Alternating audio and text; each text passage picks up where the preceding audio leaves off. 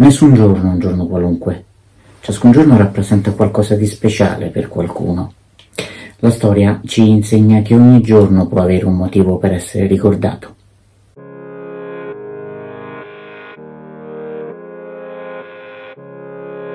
A Reims, in Francia, si disputano i campionati del mondo di ciclismo su strada, la prova in linea uomini per i professionisti, alla quale partecipano 67 corridori, prevede una distanza di circa 277 km.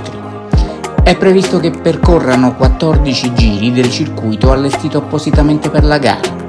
Atteso la vittoria finale del francese Louis Bobet, già campione del mondo 4 anni prima e che in carriera vincerà 3 Tour de France, perché corre in casa e perché nel corso della stagione ha svolto una preparazione specifica per il mondiale. E infatti al secondo giro Bobet inizia a staccare il gruppo.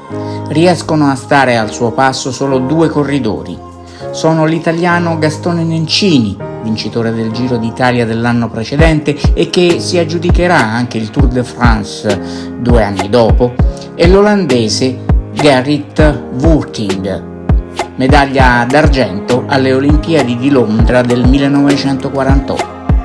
Quando mancano una cinquantina di chilometri al traguardo, dal gruppo si stacca l'italiano Ercole Baldini. Forlivese di 25 anni è professionista dall'anno precedente, quando ha vinto il trofeo Baracchi insieme al campionissimo Fausto Coppi.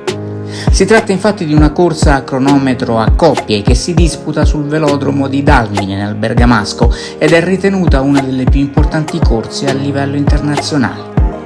Da dilettante nel 1956 si è aggiudicato l'oro alle Olimpiadi di Melbourne nella gara in linea. Baldini, per prepararsi al mondiale, quell'anno decide di non partecipare al Tour de France. La sua progressione lo porta a riprendere 1 a 1 i 3 fuggitivi. Passato in testa, conduce in solitaria gli ultimi chilometri e vince per distacco, conquistando il titolo di campione del mondo. Solo 26 corridori arrivano alla fine della prova.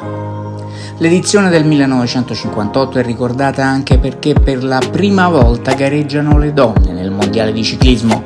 Vince la lussemburghese Elsy Jacobs, che nello stesso anno stabilisce a Milano il record dell'ora. Il suo primato resisterà fino al 1972. Il mondiale consacra Baldini, che viene definito il nuovo Coppi. Subito dopo, purtroppo, le complicazioni derivanti da un intervento chirurgico per appendicite non gli permetteranno di ottenere risultati ai livelli che altrimenti avrebbe potuto ottenere. Attualmente è il più anziano campione del mondo e olimpico di ciclismo in vita. Nel 2016 è stato inserito nella Hall of Fame del Giro d'Italia, che ha vinto nello stesso 1958, in cui si è aggiudicato il titolo mondiale.